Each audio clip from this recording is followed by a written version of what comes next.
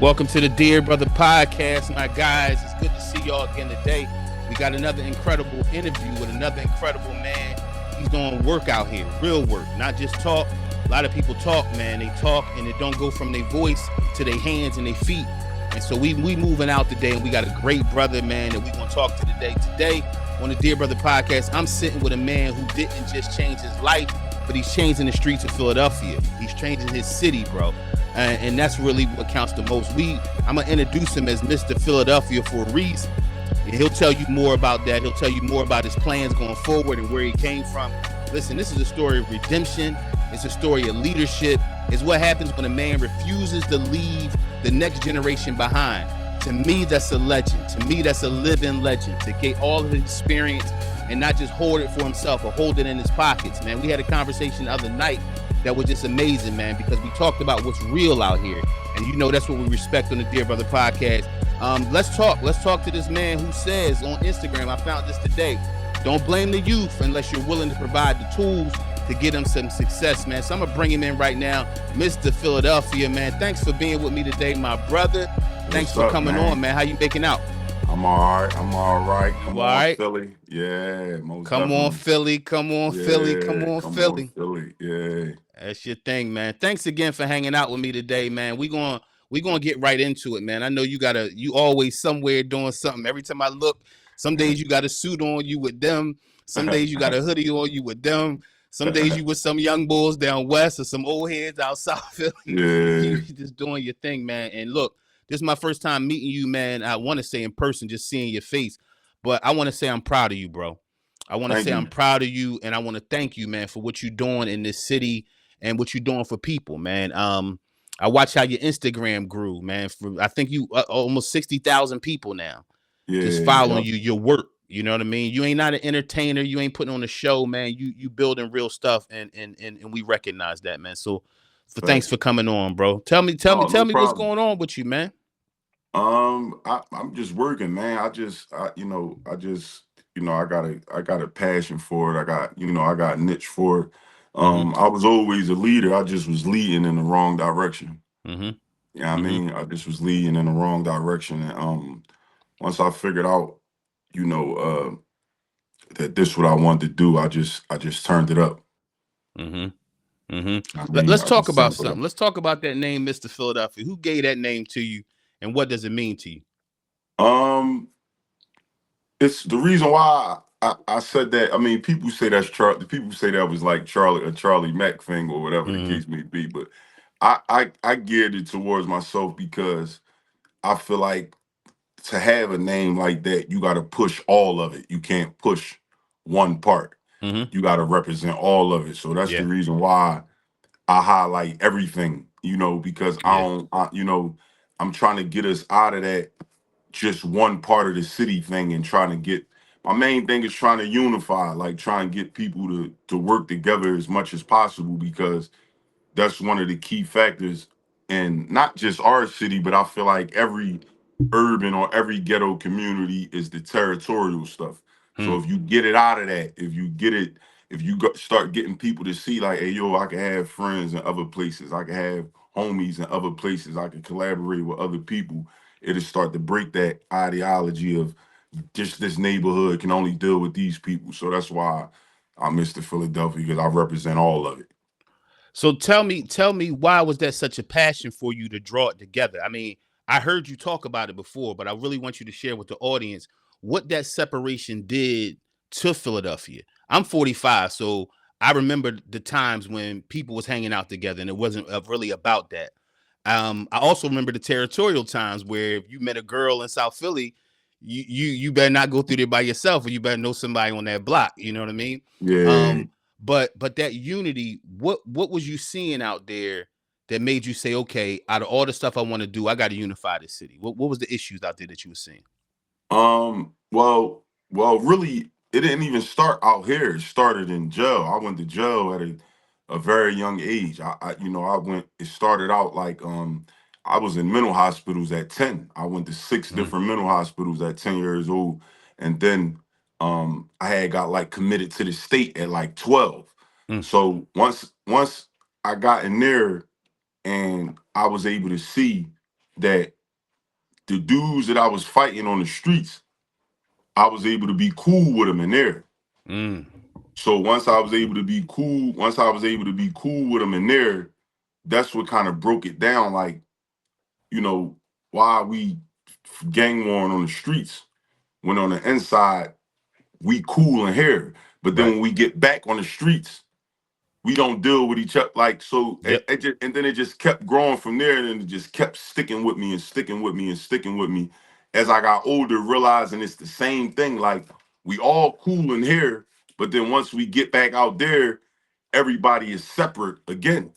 But in Right. here is us against everybody. But once Mm-hmm. we back out there, it's just like, oh man. So that was the main thing. So once I got out, it was more so like I'm seeing the same exact thing amongst the separation part. Right. What type of things are you seeing, man, as the communities are coming together? Um, as you're breaking down these walls, what stuff are you seeing in the last, say, 2 years or so? The results of you breaking down those walls between these different communities. Um, people starting to work, people starting to work together, people starting to collaborate, like people starting to get what I always tell people, like even on social media, the best feature they gave us was the collaboration feature. Mm. So I push that so much because I tell people this all the time. Like, you can collaborate 5 people besides Mm-hmm. yourself. That's powerful. Yeah. And we got to use that. You understand what I'm saying? And we got Yeah. to use that because if we got 20 positive pages in Philly, we got another 200 to 300 negative pages. Mm-hmm. And the negative people, they don't collaborate because it's not in them to collaborate. You Mm-hmm. understand? That Yep. negative mindset is me, me, me. Right. But if we all positive and we all pushing the same thing, why not collaborate? Right. Get rid of them agendas and swallow your pride. If your goal is to really help save lives, if your goal is to really squash these wars in Philadelphia, if your goal is to really change the thinking, which we all know that's where it got to start from first, Right. then why not collaborate? Why not push each other? So I don't got to know you. You feel that's the trend I started in Mm-hmm. Philadelphia, like giving people they props. I'm big on giving people they flowers while they here, male Right. or female, Mm-hmm. because it's needed. You feel what I'm saying? Yeah. Just like how you said, I'm proud of you. We don't know each other, but that's needed, especially amongst men, Right. because at the end of the day, a lot of the times, a lot of us are walking around depressed. A lot of us are walking around thinking that, man, I changed for nothing. Don't nobody Yep. really tell me they proud of me. You Yep. understand what I'm saying? Yep. But to Yep. hear that coming from another brother or another man is like, bro, I'm proud of you. Keep Yeah. going. Who knows what he was going through that day? Yep. You know what I mean? Yep. No, and you know what? And that's real because that's why I started this podcast. I ain't started this podcast for clicks and likes, man. I was Yeah, happy when I had two subscribers. I never yeah, thought I would break 1,700 subscribers, bro. Never thought it. But it's like yeah. you said, it's plenty of men out there that feel like they by themselves. Whether they walk in a better walk or whether they stuck in the old walk, they feel like they by Exactly. themselves. You know what I Exactly. mean? And I know what that is to feel by myself. I know what it is to be suicidal. You know, I Yeah, so do pastored for I. 26 years in every hood. I chose every hood, whether it was in Pittsburgh, Louisiana. I planted 10 churches and I made sure they was all in every hood. You know Yeah, what I mean? But it was times, man, carrying that weight, I was suicidal. I felt like banging out. I felt like crashing out because it was too much for me and didn't of have course. nowhere to go. So from the street cat to the cat in leadership, we really know different. When that weight get on you, that Yeah, weight get on you and it will crush you, bro. And facts. so, you know what I mean? That's why when I saw what you was doing, I said, I got to get this guy on because not only did you start a work, your work came from a background. You know what I mean? There's Yeah. some dudes out here frauding just to try to get some money Yeah, or it's a get lot some of them. It's a fame that lot of don't them. It's a matter. lot of them. Yeah, bro. But real, like we say, real recognize real. You can feel when somebody's heart is connected to their work and when they just try and shine off something that ain't legit. Yeah. Cause the shine ain't gonna last forever. If it ain't real, it's gonna No. show. And that's why you get a lot of people that kind of like run out of steam and they run out of energy. Yep. They go from trying to help their city to be wanting, they want to report on celebrities, and Mm-hmm. they start going that route because at the end of the day, their passion is gone. When you Yep. feel like you've been doing this for forever and now you're not making money from it, you're not getting the fame you want from it, the Mm-hmm. notoriety, you start losing that steam. Yep. See, well, I always tell people, I didn't catch up to Instagram. Instagram caught up to me. Mm. Most people who come in contact with me from Philadelphia, they'll tell you I already been doing this. Mm-hmm. I just ain't know I was doing this. Yeah.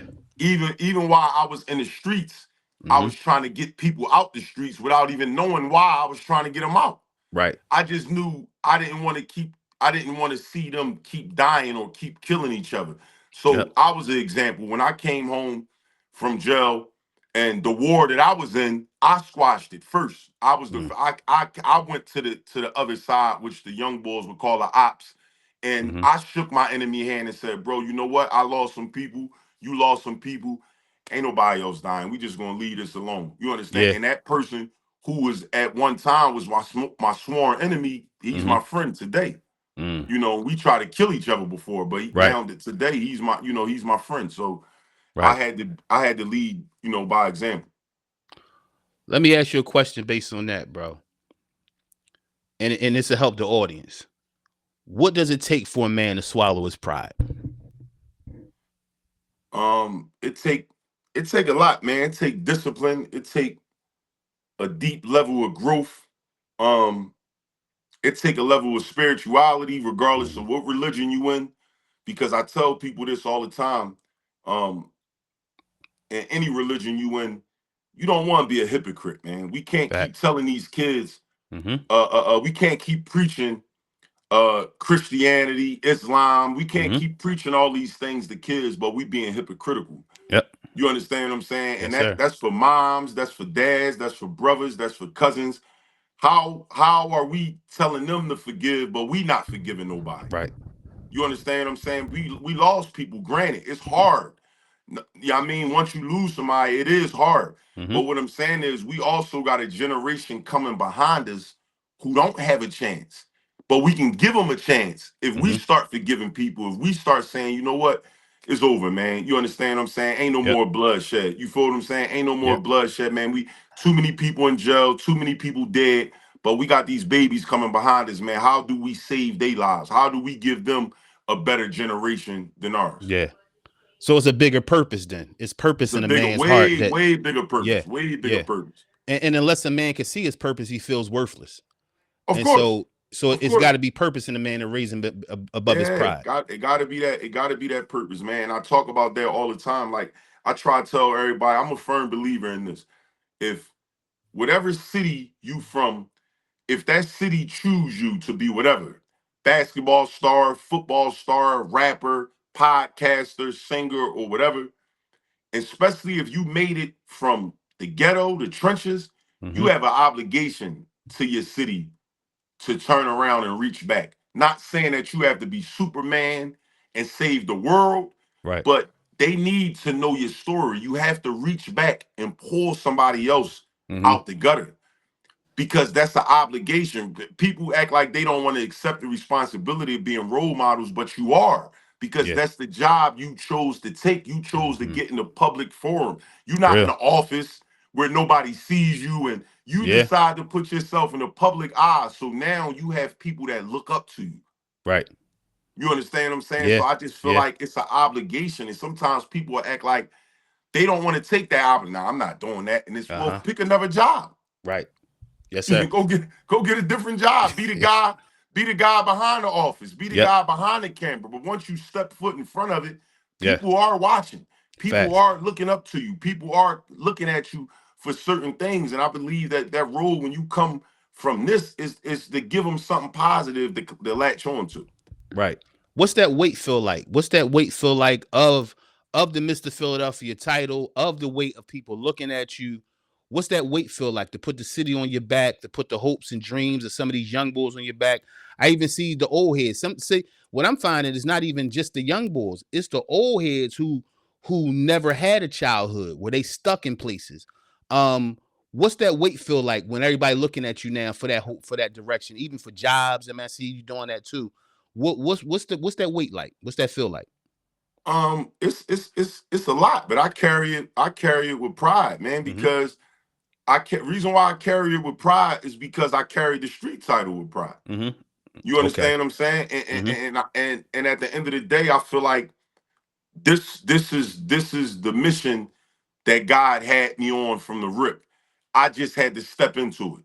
You feel what I'm saying? Because Mm-hmm. I feel like I've been in a lot of situations where I'm not supposed to be here. I'm supposed to be in jail the rest of my life, or I'm supposed to be dead. So I feel like, you know, I have to carry it with pride. Mm-hmm. Because if I don't carry it with pride, then I could start straying. Not to say I could go back to the streets, but I could start feeling down about that. I lost so many people, man. I done been to so many janazas, so many funerals, but Mm-hmm. I'm out in the streets every day. I got 4 cars. I still get on SEPTA every other day, take the Mm-hmm. train just to connect with people, just to talk to people. My phone number is on my profile.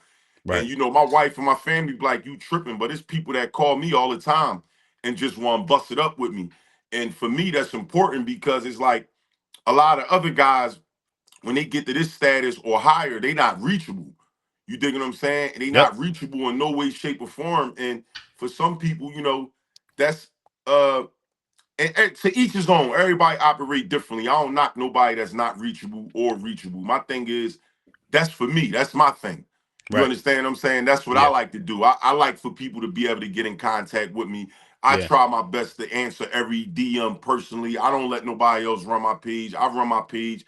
I try to because at the end of the day, I know how important that is just to have that weight on your back, but not only that, for people to be able to talk to, even if it's just to express their feelings, Yeah. not even promising them nothing, because I don't never promise nobody nothing. I just be Mm-hmm. like, hey, listen, I can help you out. I can connect you with this person, but Right. I don't, I try not to make nobody no promises.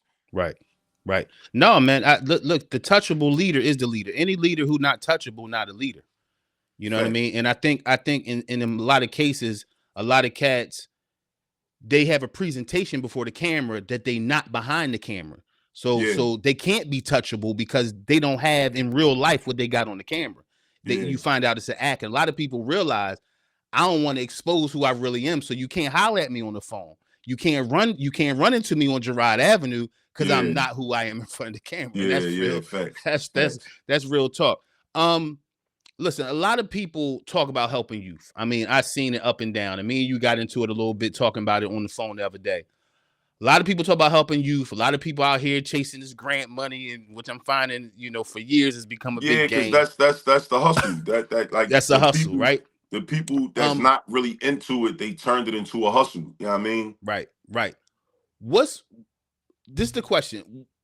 What do you think so many adults, politicians, pastors, imams, everybody out here doing different things for the youth? What do you think they fail to understand about the generation they try and help? Um, what I'm gonna say, what a lot of them fella understand is that when you don't supposed to do what you supposed to do for them, Mm-hmm. you get the result right back that you wish it never happened. So say like this, say for the people who is taking money and using the youth to get to a certain status, when they find out that it's a scam, you make the next person's job 100 times harder because you take away their trust. Mm-hmm. You feel what I'm saying? You Yeah. take away they trust. Like I tell people all the time, I failed the younger guys behind me. That's why I go so hard. And I didn't apologize to my neighborhood and the younger Mm-hmm. guys in my neighborhood a million times. But my thing is now I'm not in this to fail no more. Mm-hmm. You understand what I'm saying? Mm-hmm. I gotta Mm-hmm. recognize that every individual younger person in Philadelphia got a different issue. You can't put them all in the same boat. Mm-hmm. They all got a different issue. They all come from different backgrounds. Mm-hmm. But what I do recognize that they all have in common is that they not all going. You understand them? They not all going off the ledge because the thing about it, when people say that, a person could be like, man, oh, he gone, ain't no talking to him. Somebody Mm-hmm. could have said the same thing about you. Facts. You understand what I'm True. saying? Because I Very know true. people said the same thing about me. I was Mm-hmm. it's I thought I was as bad as they come. I wouldn't listen to nobody. I would fight everybody. I got Right. kicked out of every school. So my track record is like it's crazy because and that's the reason why I'm giving a lot of people hope because there's a lot of people in the city who really know my real story. You Mm-hmm. understand what I'm saying? And know like, no, this I know I've seen it. Pretty much I've seen it. I've been in jail with him. I know the stuff that this bull been through. You Right. understand what I'm saying? So it's just like for him to turn around, I get a lot of my homies that's still in the streets, Mm. upstate, in the jails, different places. Like they hopeful. Like if Mir could do it, oh Hmm. man, yeah, we got hope now. You understand what I'm saying? Yes, sir. Now it's real. If he can get out of it, we know we can. Yeah, because it's a real story, and they seen your journey, and they Of seen your course. ups and your downs. Yeah, Yeah. yeah, they Yeah. seen that roller coaster. Because Yeah. They anytime seen it. anybody trying to sell the climb is always lying. You Of know what I course. mean? Ain't nobody always on the climb. Sometimes you on the decline. Sometimes you in the plateau where nothing working out at all. Of course. And I Of think course. that's your credibility, man. Um, now we talked about that you done time, serious time, but you didn't let it shift you, or you didn't let it define you, right? No. um while you were locked up, was there a moment, a voice, a realization? What woke you up in the moments? Um. So my first state bid, I was young. I was 19, 20, and I went up greater for it. I was up there with a lot of different old heads or whatever that was cool with my family. It was tight. It was more comfortable than it was a bid. You know, my Okay. my my my childhood friends was up there. I still got a lot of game, but I didn't really understand it. You feel what I'm saying? Mm-hmm. Because I knew for a fact by only having a 1 to 2 year sentence, I knew I was going back to the streets. I stayed in the whole majority of the time. All I did was fight the guards and stuff like that. So when I came back out, I was right back at it. I went back, and when I went back in, I got around I wouldn't say more mature old heads, but now my growth started coming a little bit more. You know, now um I'm writing books. I wrote a bunch of books in there. I created a board game. Now the creativity is coming to me now. Now I got a longer stretch. Now I'm working in the library. Mm-hmm. I'm starting to deal with more older guys versus when I went to jail before. Right. I was around more people my age bracket. Right. But now in the second state bid, I'm around more older guys, more seasoned guys, more older heads that like see the talents that I got, and they Mm-hmm. and they and they socking it to me. They socking it to me left and right. They socking it to me left and right. So that's what it was. Like once I got around more older guys and they start like beating me in the brain, like letting me know, that's what kind of like it didn't wake me all the way up, but it started the car. Mm. You feel what I'm saying? It started the car. I had to hit the streets. And once I hit the streets, I was still in it again. And Okay. then what started happening is the deaths, the homicide rate in Philly is what really got me. Hmm. It started getting closer and closer. Every single which way, every connection from Right. South Philly to West to North, it was like each part, every time somebody got killed, it was like God telling me a story, because every single person that was getting killed, I was close to him. Got you. And it's like everybody around me was young, old, everybody around me I was connected to, and it was all gun violence. There wasn't no Mm. natural causes. Every single person around me, it was all gun violence. Right. And you, let me ask you this: what does it feel like? And for the young boys watching, what does it feel like? And I know you could probably describe this, but I want to get this out of you. What does it feel like to know it's coming? Like what signals are going off? Is it something you feel inwardly in your heart? Is it something you start thinking about more to know? Hold up, it's coming. It's around me and it's getting closer. Is it a gripping fear that comes over you? Is I it? think it's more so, I think because each person will probably explain it different Mm-hmm. far as anybody that transition. But I feel like, so the very last person, the very last straw was one of my young boys. I gave him some weed, and by the time I drove to the corner, he was dead. Meaning they just hopped out the car, Yeah. and as I pulled off, they killed him. Yeah. So it was just like those, at those very moments, and even 20 years prior. I mean, one of my homies got killed. They turned the gun to me and pulled the trigger, and ain't one bullet ain't come out. Mm. You know, I still ain't get it done. But stuff like that was back playing in my head. Was like, Yeah. how many more it's like God talking directly to me. How many more chances do you want me to give you Yeah. before the next time is you? So Yeah. it was just like, you know what? Yeah, this is it. You feel what I'm saying? So I Yeah. called my homie, I called my man up and was like, bro, I'm out. I'm done. You can come pick this weed up. I'm out. Mm-hmm. I'm done. You know what I mean? And Yeah. I didn't know what I was going to do next. You feel what I didn't have a Yeah. clue what I was going to do next. Yeah. I just Yeah. knew that wasn't an option. You know what I mean? I was Right. never going back. I was never going back to it. Nothing could get me back. No amount of money, status, Mm-hmm. none of that could bring me back to it.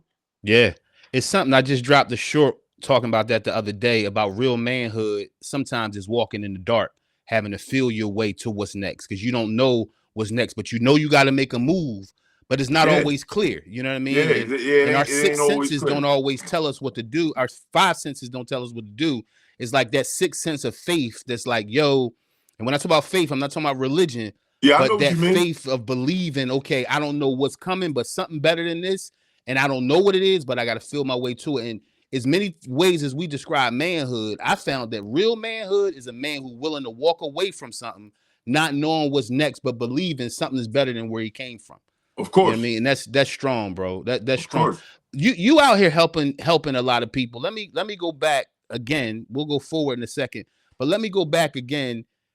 Who was the Mr. Philadelphia to you back then when you was doing your thing? Who was out there saying what they needed to say, trying to help, and you may or may not listen to them, or their voice was in your head while you was in your process?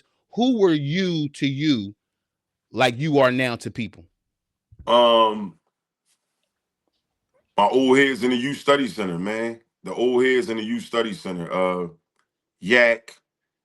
He passed away. Rest in peace to him. G Ball, Ham, Campbell. Them guys in the youth study center they was like dads that I never had. You understand what I'm saying? And they wanted the best for me, man. You know, they just wanted the best for me. My mom husband, his name Armstrong, he from 20th and Carpenter. He played a major part too because he gave me the balance that I needed because my dad was never in my life. Me and my dad recently got cool. But I had so much anger my whole life because of my dad wasn't in my life. Mm-hmm. When my mom got married, I didn't even accept it. I didn't even go to my mom's wedding. Mm. I didn't even go. I must have been 11 years old. I didn't even go. I just stayed in the projects because I couldn't see my mom with nobody other than my dad. So, Mm. but he stayed and he drilled things into me, and just different old heads throughout the walk of life. I was more of a system child. So a lot of the old heads who gave me those games, that's why I said the youth study center, because I Mm-hmm. spent years in there. And Right. they always was dropping it on me. They always was just constantly giving it to me. Like, man, you back here again, you better than this. Mm. You know, you could do anything you want with your life. You know, you a leader. You understand what I'm saying? So, and then the old heads upstate, they had the program Rural Street Talk. That was old head Shakur and Sharif and all them upgraded for it. Rachi, Panoke, and all them guys up there upgraded for it. So I was more of a system baby. So all them dudes collectively in one. And then the very last like old head mentor I had, his name was Mook.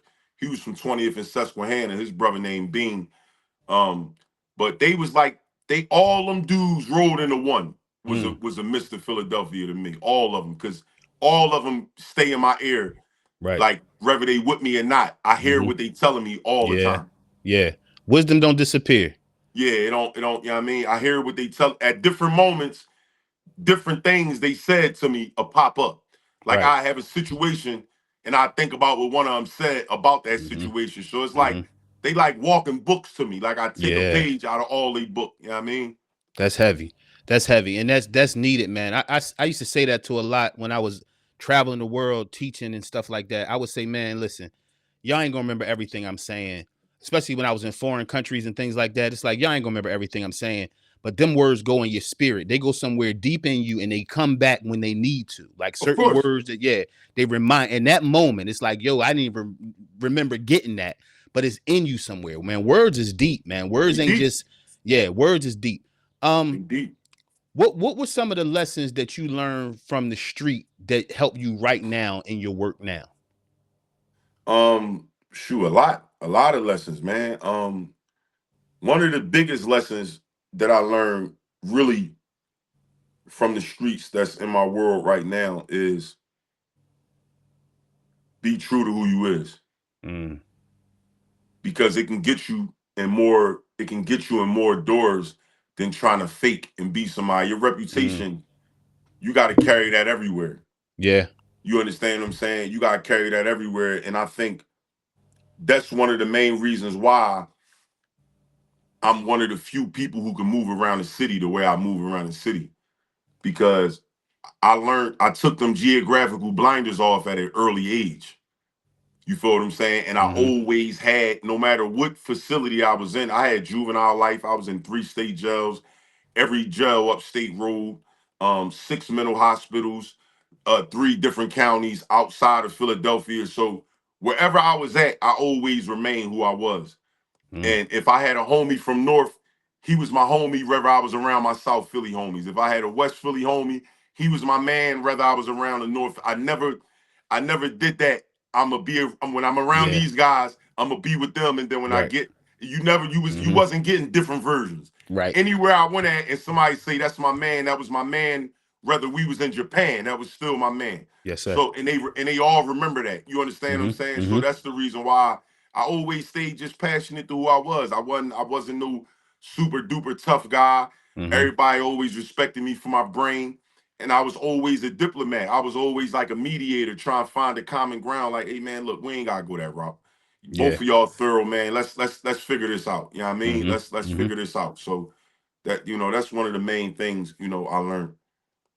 Man, that's why we was talking the other day, and I was like, man, gifts come without repentance. The scriptures say gifts come without repentance, meaning you're gonna be gifted regardless. Whether you give it to God, whether you give it to Satan, you're gonna be gifted. You know what I mean? There's a whole lot of people Facts. out here with gifts. Either you're gonna use it for good or you're gonna use it for bad. I'm gonna ask you something, man. I'm gonna put you up full screen because I want you to talk to the people. Okay. Um, when I see you out here, other day I was watching something and I was watching you clean up the playgrounds. Yeah. And you pass by them, you look at them, and I'm like, some of them spots I know because I done drove by them, and I'm like, man, why the city don't fix that? You know what I mean? And here Yeah. you are, like, yo, we gonna fix this, John. We gonna meet down here on Friday, 2 o'clock. I want this person, that person, y'all come down, right?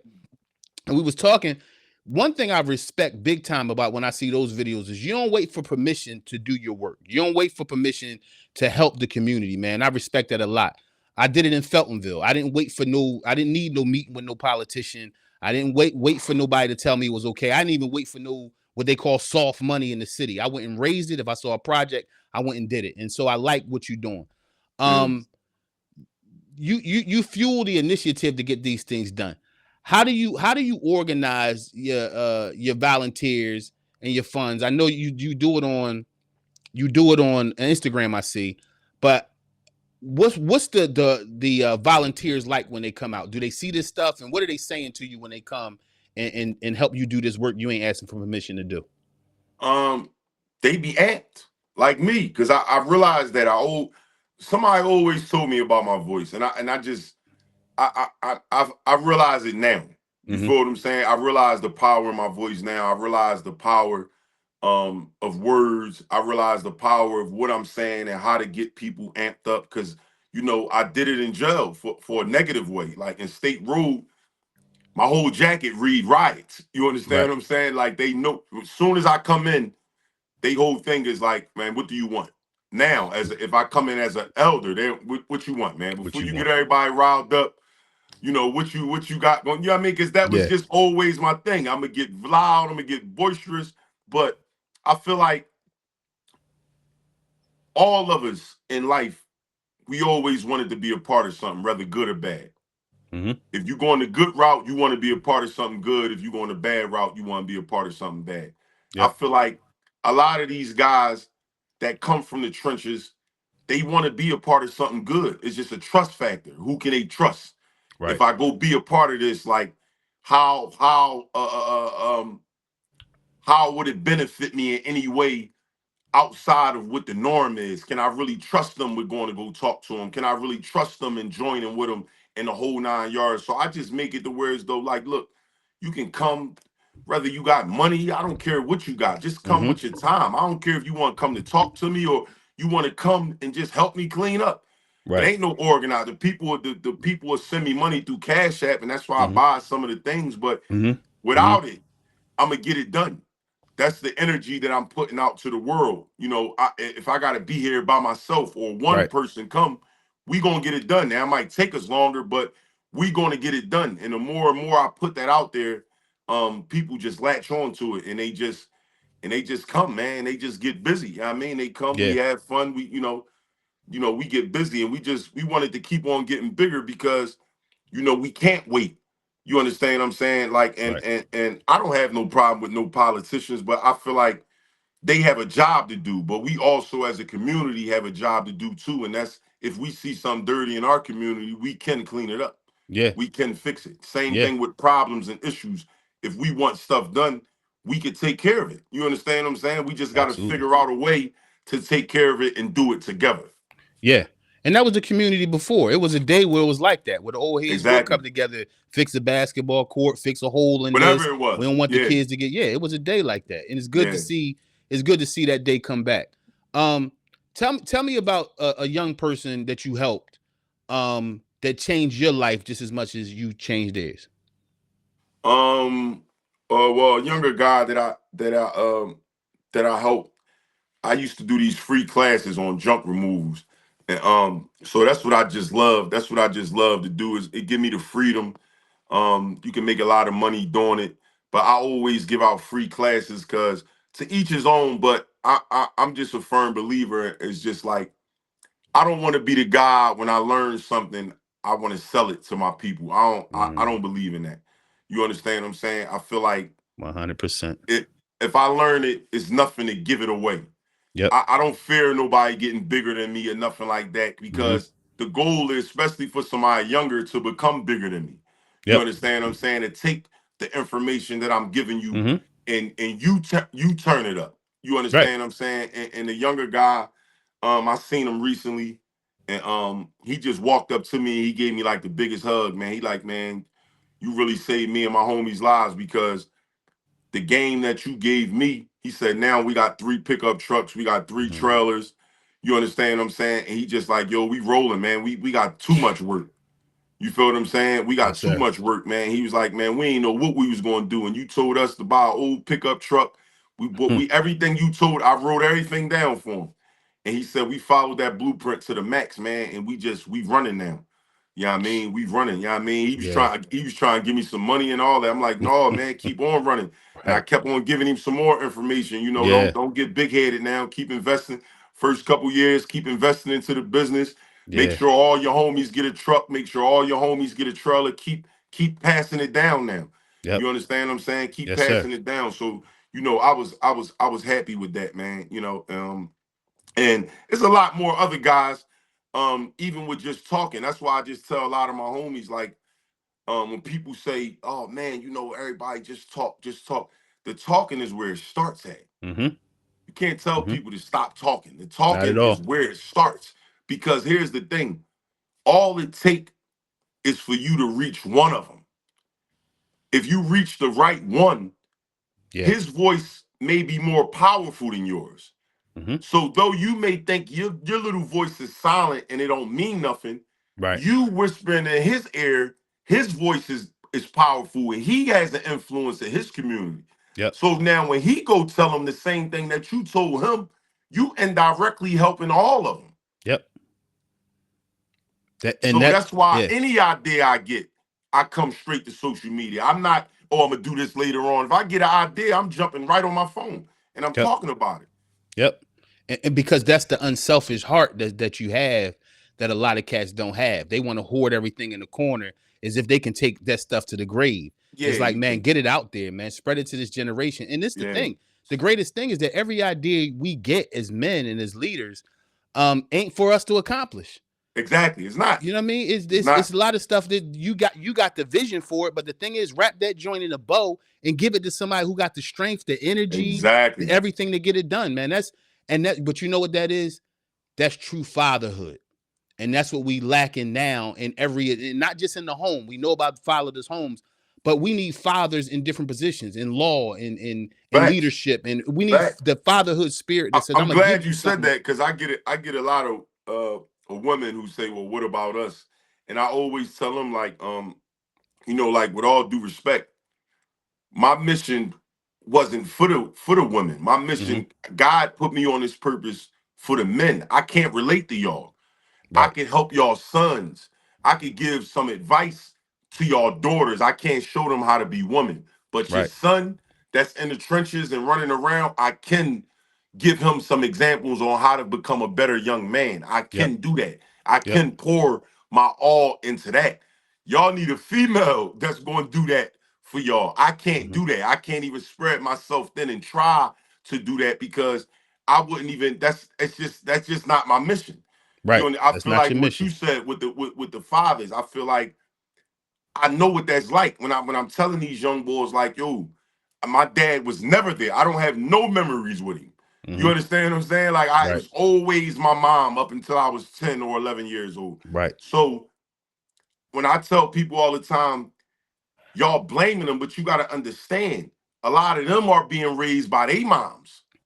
So when y'all talking about the emotional, the disrespect, you got a lot of moms out here, they frustrated, they angry, they baby fathers left them, they got killed, they went to jail. Mm-hmm. They angry, not to say they don't love their kids, but Right. they dealing with so much trauma and add that in the fact that they are emotional. Mm-hmm. They Mm-hmm. cursing up a storm, don't really care about they, and on top of that, trying to live their life. You understand what I'm saying? So Mm-hmm. you take all that into consideration. This is like a lot of these young guys raising themselves. 100%. They are, or the streets raising them. Or the streets raising. And Yeah. that's how easy it is for the dudes outside to pull them in. Yep. Because they see that. They know you don't got to be in the house at a certain time. Mm-hmm. They know your mom is probably out. So they know, come on, youngin, I'm going to pull up in a nice car. Right. You already influenced by that. Here you go, youngin, I give you some drugs. I give you a gat. You Yep. understand what I'm saying? And Yep. then before you know it, you sucked in. That's it. And what they was really looking for the whole rip was a father. A five, that's it. Yep. Yep. Yep. Um, we got a few more minutes, man. I don't want to hold you long. It's a brilliant interview, man. I want to thank you again in the middle of this jump for No, coming ain't no on, man. Thank problem, you so man. much, bro. Um, I seen you advocate for some businesses Yeah, that was going through some things. I've also seen you advocate for a woman who I think it was a car dealership or something or a car somebody that yeah, took her car. yeah, Man, yup. yeah, I watch these things, man. I see you advocate a lot for fair business for people to be treated well. Can you talk some about the challenges that you help local businesses get through, and even that lady who the car situation and probably some other stuff I ain't seen, but I see you in that arena as well. Talk about some of the challenges you faced in helping local businesses. Um, that's also important too. You feel what I'm saying? And I get way more DMs because of those things. But I try to tell a lot of people when I if I start going towards that avenue, then my page is going to be based on that. Mm-hmm. You feel what I'm saying? So a lot of those times, um, that one person, it started out as just me promoting her business, and then she told me her story, and then Right. it was like Dag, you know what? It just kept sitting. It didn't sit well with me that somebody could just take her truck and take her money and all that. So that's why I decided to do it. So Right. when I'm trying to help like a local business or something like that, it's just a decision based on that moment. You understand what I'm saying? Got But you. I don't necessarily want to go that direction. My goal is Definitely. more so with these kids because they need more help Got you. than these businesses. You understand what I'm Yeah. saying? Yeah.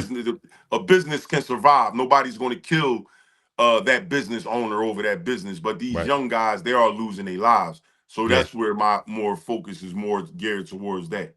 Yeah. And you know what? And I'm glad you said that because we call it mission drifting. You know what I mean? Like where mission drifting is where you on one thing, but there's some excitement or some money or some fame somewhere else, so you start to drift your mission toward that. And I Yeah, respect that a lot. I told a few people that that's what, and when they start doing that, when you start going that way, what you was building over here, you start watering it down Mm-hmm. Mm-hmm. because now that don't seem exciting no more. That don't Yeah. seem as much as important because here somebody came over here, but bro, I turn down money every day.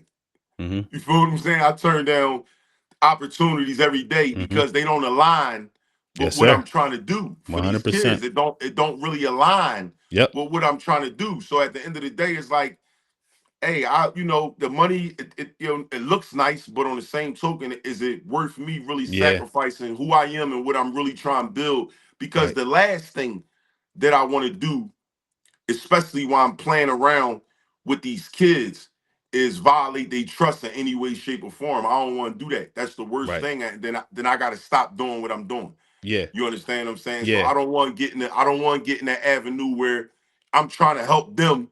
Then a minute a celebrity call me over here. Now I'm a celebrity reporter. You Yep. understand? I'm Yep. I'm cool off of that. Yeah. Anytime you see me with celebrities or things like that, it's going to be because of impact driven. Like when Yep. people seen me with the freeway thing, it was impact driven. It was more they was honoring Freeway, not the rapper, but what he did with his foundation by Yeah. graduating 154 kids. Mm-hmm. That's impactful to me. Yeah. Not Yeah. not no awards or not no Mm-hmm. shows being on stage with him. That was the thing of like, I respect that you graduated 154 Yeah. kids and not too many rappers care enough to reach back and help out these kids. So Yeah. any of them guys that's in that lane, I don't mind helping them. I Mm-hmm. could really care less about a picture with them, Yep. getting on a show, any of them things. But Yep. if you're doing some impactful stuff and you a celebrity from my city, I'm with it, especially Yeah. if it involves the kids. It's on that mission. It's on that mission. And you know what? I like that you said about helping those businesses, because even in that, even though that's not your lane, I think Yeah. young men seeing you do that, it shows what it is for a man to stand up for somebody other than himself too. Oh, most So definitely. I think they get a lot out of that too. That's very Yeah. important, man. Yeah. You know what I mean? Um, let me close with this, man. What would you tell if you had the mayor, the governor in every city sitting down at a table, and you were sitting at that table and you had an opportunity to talk to them? What would you tell them? What would you tell that mayor, that governor, and those city leaders at that table right now? What would you tell them? How would you wrap something up in a bow to give them, to provoke them? Uh, I would tell them, that's deep. I'm glad you asked me that. Uh, I would tell them, for one, that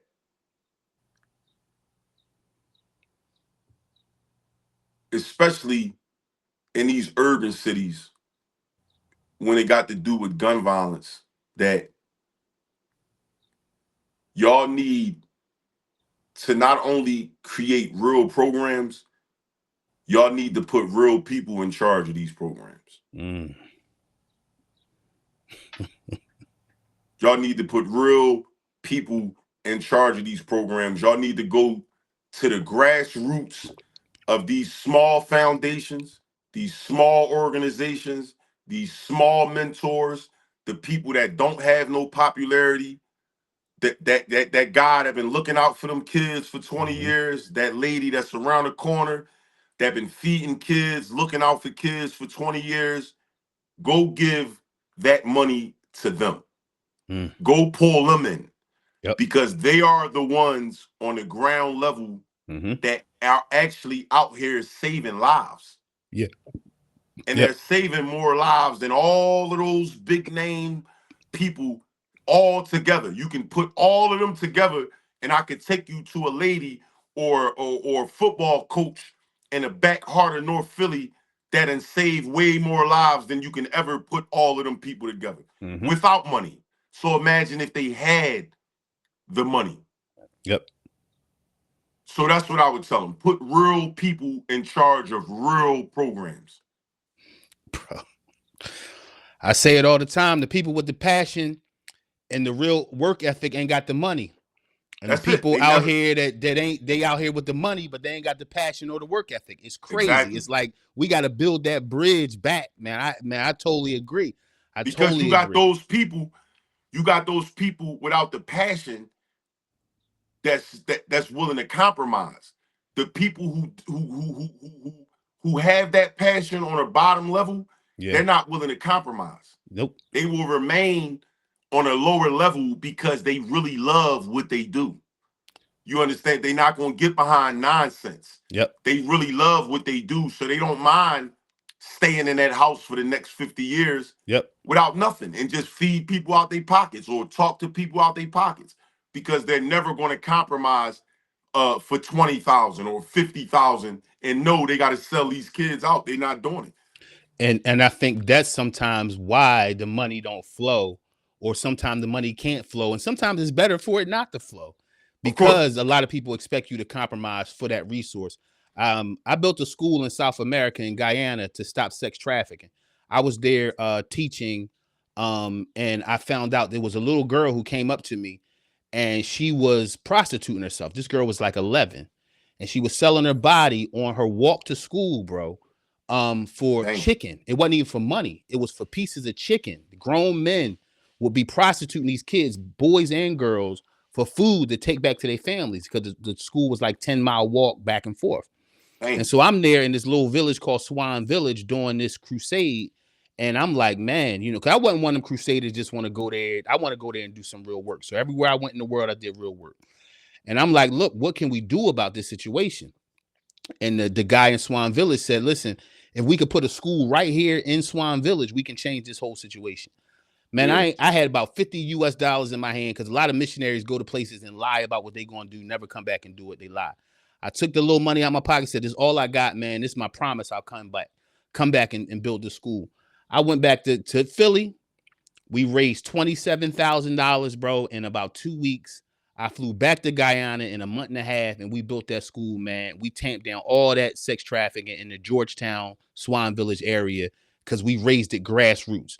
Some Ooh. other people was trying to give me some money. You know what they said? Well, we give it to you. We want you to do this program and that program. I said, listen, I'm trying to stop little kids from being prostituted. This what well, we would need you to do this as well if we give you this money. I rejected that money, raised the money ourselves, and guess what? That school right now is 8 years old. We started with 150 kids, grew it to 200. We got 300 on the waiting list, bro. I'm about to raise more money to expand the school. I Ooh. 100% understand that sometimes it's better to stay away from that corporate money, because it's too much tied to it, bro. And I see you Yes. doing the same thing. It's too much Too much. tied to Too much just fixing tied the to it, park. If man. you want me to break dance and tap dance for fixing the park, then I'd rather just grab some old heads, $50 at a time, and fix the freaking park. And fix the park. I ain't about to be doing all that to fix no parks. You Not feel at them? all. I ain't doing it, man, because I don't even want the younger generation to think they got to go that route Yeah. of the compromising, because it is we got so many real leaders and real heroes that people never knew about, never Yep. heard about, don't get no type of recognition. And at the end of the day, they never compromised. Mm-hmm. They never compromised. And to the people who did, they gonna always call them confrontational. Oh man, he crazy. He don't understand. Mm-hmm. Things Mm-hmm. change with the way. Yeah, I understand things change, but certain things just ain't supposed to. And that's That's it. compromising. You That's it. understand what I'm saying? You Yes, ain't sir. never supposed to compromise. It's That's just it. something you never supposed to do. If you're Yep. passionate, if you that person, go ahead. Yep. Compromise. You and people will see it. You Yep. understand what I'm saying? But if you not that person, it's like, yo, you don't have Yep. to go that route. It is a different route. You do have a choice. You understand Yes, what I'm sir. saying? You do Yes, have a sir. choice, man, to take the money or go ahead and do what you're supposed to do when you know. Because if you got that inclination, like it's wrong, like what you said, hey, we gonna give you the money, but we need you to put these pro. Now you got your paws into something that I'm really passionate about doing. Yep. So I can say, you know what, give me that money, but now that program might not really align with what I'm really trying to do. And Exactly. it might be harmful to what I'm trying to do. I'm not, nah, Exactly. I'm cool. You know what I Yep. mean? I'm cool. I'm gonna just stick to what it is. It's gonna take me longer, but I'm gonna stick to what it is or That's what I'm it. trying to do. You know That's what I it. mean? And that's a good word for all the nonprofit people out there who small. You try and make it. You got a little brick and mortar. You try and get it on.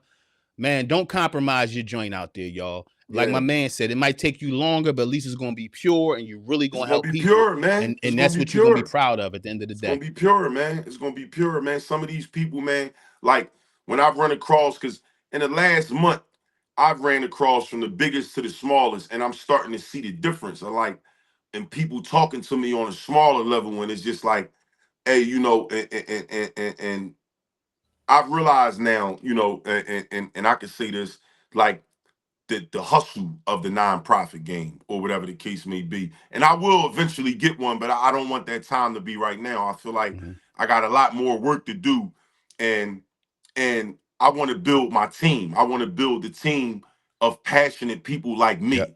Yep. You understand what I'm saying? I Yep. want to build a team of passionate people, and Yep. I want these passionate people to be paid because I never want people to think I know we in 2025. It's hard out here. I don't want nobody to work for free. I'm gonna just be Yeah. honest. You Yeah. understand? But I want to build a team where people can get paid on performance, on real performance. You're gonna Mm-hmm. get paid on the amount of work that you do.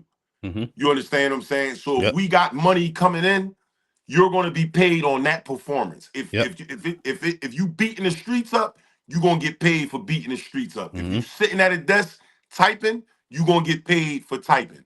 You Yep. understand? I want Yep. people to be paid for performance, not Yeah. that, oh, we got 100,000 coming in. We just going to split the 100,000 and get a kids 10,000 or get them 15,000. I don't never want that to be the case. You understand what I'm saying? Yes, I do, bro. Let's get these kids what they supposed to get. Let's Yep. get these employees what they supposed to get, and let's create real impacts in these communities. Real change. I got a short question, then we'll end with my question I ask all everybody I interview with. Okay. How can people support your work? Where can they find you? How can they donate, volunteer? How can they help move what you're doing along? And I'll put it in the Um, description too. motivate youth. 215. Um, I think That's it's the same Instagram. thing. Yeah, Okay. Instagram motivate youth 215, all one word. I think it's on TikTok too. I barely be on TikTok. I be on there sometimes, but I love it. Instagram. I got way more people on there, and I just connect better on the gram. Far as donation, it's just my Cash App, Big Movers Inc. 215, and I only really take donations when I'm doing like public stuff. Mm, Like for the parks, or I'm cleaning something up, or I had a challenge with the Come On Philly challenge, and it went. I put up $100, and by the same night, it was at 2 grand. mm, So and it was just like a positive thing for kids to big up their homies because in Philly, you got the word Joe, you got the mm-hmm. word DE, and you got the word glazing. That's for the new younger generation. But what I try to get them out of the mindset of that's going to hold you back. You thinking Yeah. that you give people they flowers and giving them they props is going to hold you back. You understand what I'm saying? Yep. Because you should be proud of your brother. You should be Mm-hmm. proud of your sister. You should be proud of your mom. We are supposed to be proud of each other. Yep. Once they took that out of our mind that we can't give I'm not supposed to just give you props at an award ceremony. I'm supposed to Right. do that every day. Yep. You understand what I'm saying? I could give my brother props any day. So that's another thing what took my page to another level. Nobody was doing that before me. Mm-hmm. Nobody was just going around giving people props and Yeah. giving people they flowers. Yep. People only get that at award ceremonies. Like Mm-hmm. so I became that person in Philly for giving people props, and it start Yep. making people give other people props. Like, damn, you know what? I get that is cool. You understand what I'm Yep. saying? So that's just cool, and you can Yep. make it that way, man. I'm almost at 80 million views off of positivity, Yes, so it sir. works. You It understand what works. I'm saying? It works, man. The consistency of it works, and it's getting people together. It's making people realize that, like, hey, yo, you know what? Damn, maybe he is right, man. Maybe I do Mm-hmm. need to mess with them bulls in South Philly or them bulls in West. I do need to collaborate more. So it's Yep. just waking people up, and that's all I try to do through my page, man. That's it.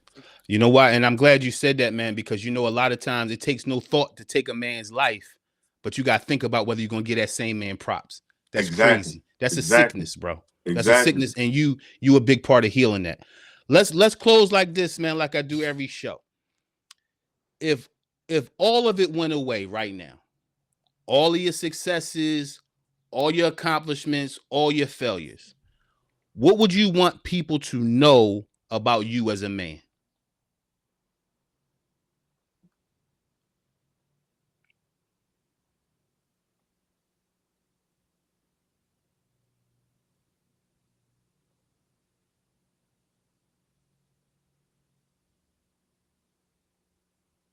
I would say if everything went away, I would say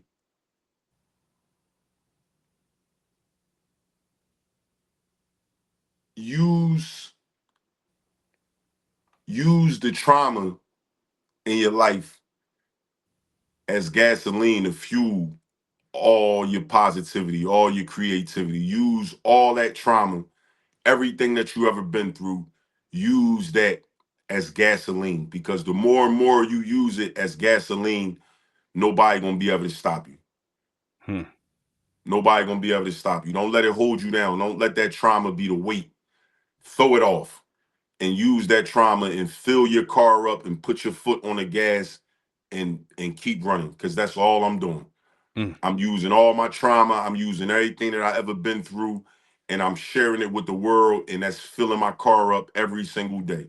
Every single day, that's filling my tank up, and I'm using that fuel, and I'm opening it up, and my foot is on the gas, and I ain't letting up. Mir, thank you, brother. You're a Oh my brilliant God, mind. man. Your work ethic is crazy. Much due respect for everything you're doing. And as much as you give people their flowers, man, may your flowers be 100-fold coming back to you. And I hope today, from the Dear Brother Podcast hosts and from the community watching you, bro, we throw them at your feet today, bro. We thank you from every Appreciate city. you. We got people watching from the UK, from Africa, from everywhere. Everywhere got a hood, and everywhere got Of course. stand-up fellas just like you, who are walking out there doing great work, man. So we salute you today, man. We honor you. Our prayers are behind you, bro, so that you Thank can you. do your work without compromise, that all the finances and support and everything you need be right there. And I can promise you one thing, the Dear Brother Podcast and me, Christian Winters, will be right there behind you, support you. I'm in your city, so at some point I'm going to come shake your hand, bro, and Most support what definitely. you got going on, man. But I really do appreciate you, bro. You a king to us, and thank you so much, my man. Most definitely, man. Salute you. Thank you, bro. Thanks for having me, man. Absolutely, bro. Until next time, bro. Let me close the show. Let me go close the show for a minute. Well, everybody, another brilliant interview with another brilliant mind. Listen, thank you everybody for coming out. Thank you for everybody for hanging out with the show. Thank you all the new subscribers and everybody, man. The show is growing unbelievable. I really want to thank everybody, man. Remember, y'all, stand tall. You got to love you. I love you, but you got to love you too. Make sure you walk out this life with no fear, no shame, and no compromise. And like we leave every podcast the same way. If it's your first time, you're hearing it. If you hear all the time, you know it. Say it with me. Yesterday was history and tomorrow's a mystery. All you got is right now, bro. What you gonna do with it? What you gonna do about it? Until the next time, hit that like button, hit that subscribe. Grow with the Dear Brother Podcast, where grown men keep growing. We out of here. Peace.